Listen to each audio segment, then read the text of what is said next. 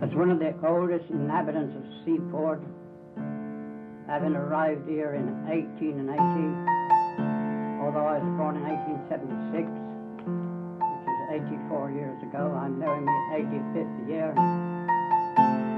I think my record of those 80 years may be interesting to those who would have the opportunity and chance of hearing my voice.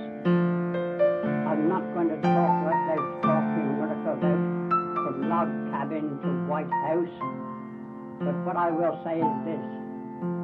I want to say that my talk will consist of certain reminiscences dealing from the time when I came to Seaford in 1880 up to the present age. I might say it's a talk from the prison cell in Lewis jail up to the time I became chairman of the council and first citizen in Seaford, and then later on in 1937 I gained the great honour which to me was the culmination of all my ideas and all my efforts in my long life. I was asked by the Lord Chancellor to become a Justice of the Peace for the County of Sussex, and trusted I might find some satisfaction in all the work that I had done and laboured for Seaford up to that present time.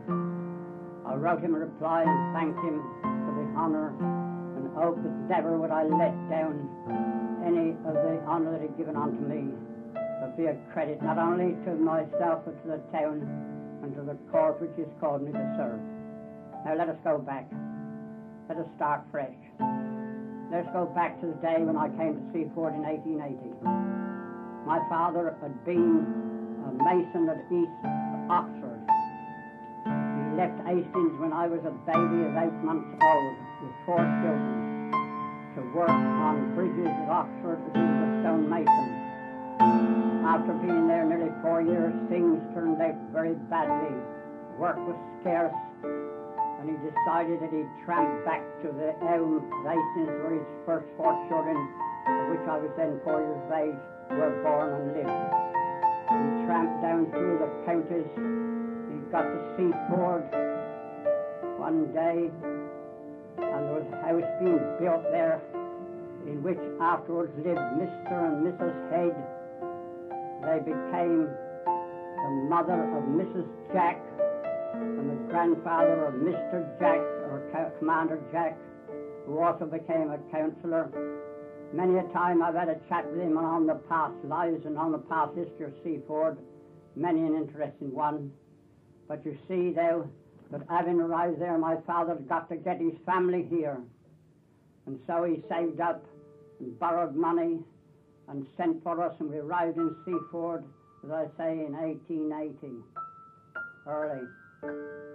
When we arrived here at the station, he got a little cottage in 5 Church Lane, a cottage, thatched cottage, that was empty and practically derelict, and we were planted there. My first interesting thoughts about Seaford and its incident is this. Until I came to Seaford, although I was born in Hollington, not exactly in Hastings, in Hollington, a little village, and christened in the church in the wood, I'd never seen the sea till I come here because I'd been in Oxford and there's no sea there. So when one night a great soaring rocket veered across this little cottage